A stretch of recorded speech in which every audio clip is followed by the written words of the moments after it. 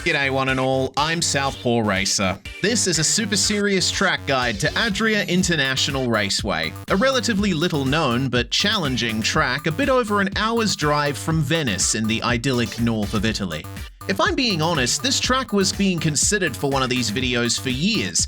I'd always thought it was a frustrating mix of too many corners in not enough space, a tight and twisting layout full of hairpins, separated by really short straights that never gave you any time to rest.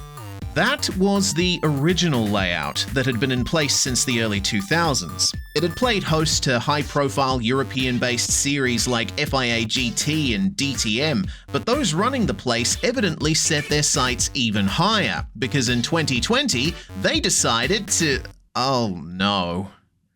Oh God. I don't… How is this possible? Seriously, how is this possible? I don't know how they did it, but they somehow managed to cram an extra kilometer of track into more or less the same footprint as the old layout, and made it 10 times more complicated. Buongiorno, we would like to race at your track. How many corners do you have? Si. Dio mio, che cazzo? Just looking at this map makes me dizzy, and I still have to drive an actual lap around here. Oh, might as well get it over with. Andiamo. Okay, so, build up the speed, enter the racetrack. Where is the racetrack? Oh no, oh God! Right, so we're starting with the pit exit then. Great. So when the circuit was upgraded, the pit exit was rerouted to go around the Turn 1 gravel trap with a wall and tyres separating the two, which is objectively safe, especially compared to the original layout, which spat cars out right into the Turn 1 braking zone. But this hard left with walls either side, does it really need to be there? Well, actually, I guess it does. There's a railway right behind the grandstands, and if the curb was made more gentle like this, it would make the Turn 1 runoff slightly smaller, which should probably be avoided. So I guess this is what we're stuck with. And if the pit exit is such an obstacle in and of itself, it doesn't bode well for the rest of the track. Now I could reset and try again, but you know what? No, I'm not doing this again. Let me just… hang on. I'll get it. Just turned around. Right. Now, just sneak on through. Look like you belong. The marshals aren't looking, it's fine. Hello again, pit guy, whatever your name is. Don't mind me, just passing through.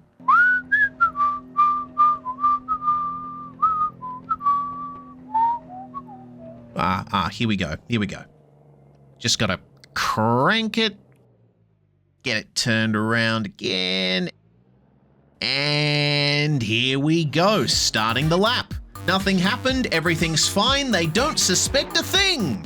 And into Turn 1 we go. Look for the brake markers on the left and stomp the stop pedal because it's sharper than you think. Or turned in a bit early. Ooh, man, that curb is really high.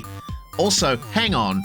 Curb, corner, the profiles do not match. And that's because the Turn 1 curb is a leftover of the old layout. Seriously, they rebuilt and upgraded basically everything around it, but the curb?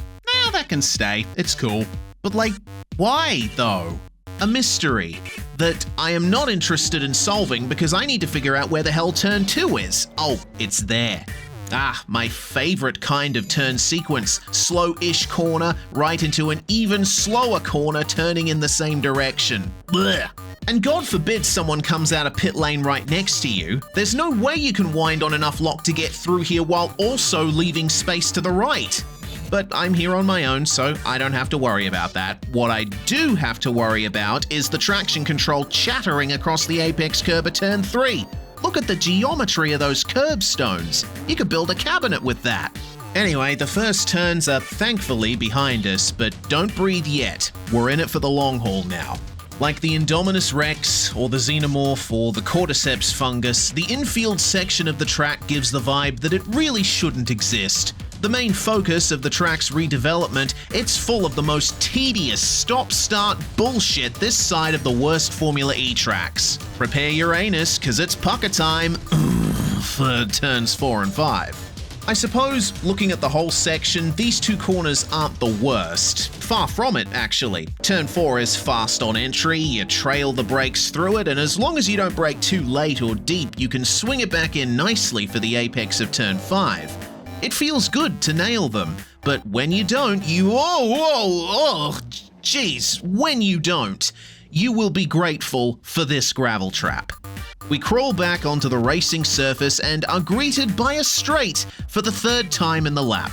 What's that? You're tired of driving in a straight line? Well, tough shit, we're only halfway through the number of straights that make up the bulk of this track's distance. That's right, you could stand on the roof of the pit complex and see 6 straights. Count them, 6.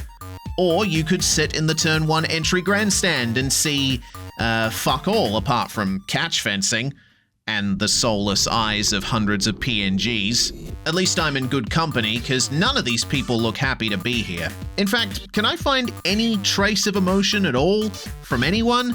This guy looks mildly annoyed, like someone put cream in his carbonara.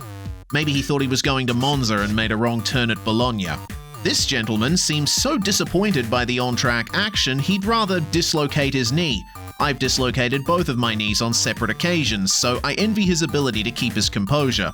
And this lady looks bored, with an undercurrent of seething rage. And with a boyfriend who looks like that, why wouldn't she? Kind of guy who'd show you his gym TikToks unprompted. Anyway, I'm over here when I should be over there somewhere. I'll head back over. Don't wait up for me. Turn 6 is a hairpin. What do you want from me? What can I say about this turn? You slow down to first gear and hit the lock stops just trying to get around it. It's like a Disney live-action remake. It's there. It exists. My life is not substantially different after experiencing it. I leave it behind me with a shrug. Until I see another curb from the old track. Yeah, we're traveling along the exit of the old turn 3 backwards right now. See? Look at that. They left the curb there. In fact, they left a good chunk of the straight too. Okay, yes, it probably saved a bit of money on the rebuild. Not that it helped much in the end. But it's kind of sad seeing that curb sat there staring forlorn at me as I drive past on the complete opposite side of the racing surface. Oh shit, braking zone! Turn 7 is the bratty baby sibling of turns 4 and 5. It goes in the other direction, but the flow, the vibe, appears roughly the same. Gentle entry, swinging it out wide for a tight final apex. But this is worse. So much worse. The apex is a lot slower than you think. If anything, it's tighter than the hairpin we just came out of. I need to almost come to a stop to have any chance of making the corner. Where do you brake? The 50 marker is too early, but the patch of asphalt is too late. You have two choices here. Get crossed up over the apex curb, or run deep, overheat your front tires, and drop wheels in the grass on the exit. There is no winning here. Thankfully, turn 8 is a more normal profile and quite easy to get through in a way you'll be happy with. Faster than it looks, bringing you out of the infield section at long last. Other than increasing the length of the lap, what is the point of this spiral of madness? Overtaking? Sure, I guess, if you like having to punt people out of the way when the concertina effect gets too frustrating. The flow of the old layout was just hairpin, something different, and so on. Nothing special, but the new section doesn't even try. It's just hairpin, hairpin, hairpin. Give me something to chew on, for God's sake.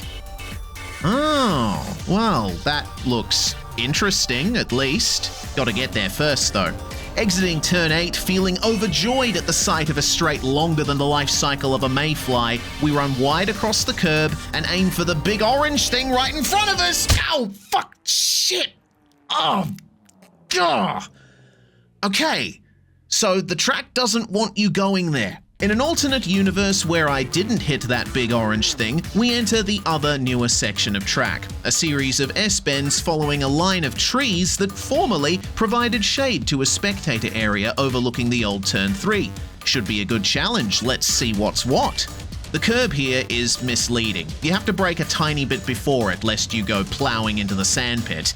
But if you nail your braking point, you can rotate the car, turning in late for the apex. Oh, God damn it! Alright, in an alternate universe where I didn't hit that big orange thing, we nail the sharp apex, planting the throttle and running out wide into another Bloody hell, how many of these things are there? In an alternate universe where I didn't hit that big orange thing, we run across the curb and lift into a left-hand kingdom. Oh, Jesus, Mary and Joseph. In an alternate universe where I didn't hit that big orange thing, or that one, or the one before it, or the one before that, we'll dart between the apexes, in tune with our machine, feeling like a driving god before, oh no, Jesus Christ! Ah! Limping lasagnas, what an ordeal!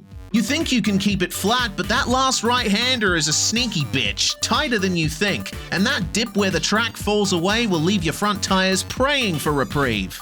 So here's how to actually do it. Don't hit the anti-cut thingamajigs. Lift, for God's sake, lift, and blend back onto the last remaining unaltered section of the original layout. Coming out of the S's, don't carry too much speed through this left because that will happen. Fun. And try your best to slow down in time for this double left-hander.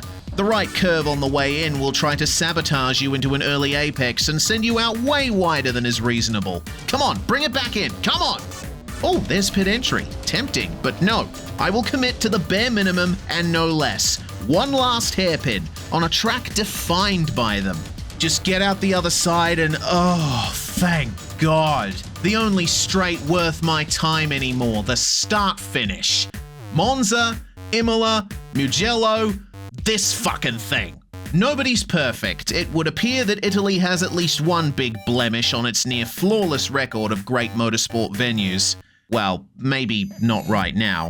In the real world, this track is currently closed. Shortly after the reconfiguration, partially due to the economic effects of COVID, the circuit operator went into administration because it couldn't pay off its €53 million debt. It remains closed, apparently, at the time of upload, and because my love of motorsport is greater than my disdain for any particular track, I do hope Adria can reopen one day. But if it does, I'm happy to let literally anyone else handle the driving. Now, I can't be bothered doing an in-lap, so let's just do what we did before, shall we? Come on, swing around. Let me out of here. Good stuff. Oh, okay, in we go. Oh, no. Oh, that's stupid bend. Right, chuck it in reverse. Oh dear. Oh no. I'll have to work out how to extricate myself from this. It's gonna take me a while. Bye for now, I guess.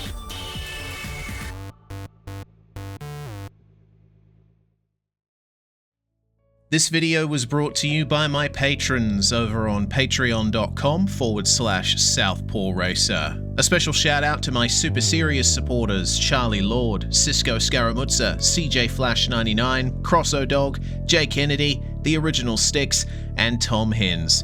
If you want to support me and my content and help decide which track's going to be featured next in this series, consider becoming a patron today. Thank you very much for watching, and I'll see you at the first corner.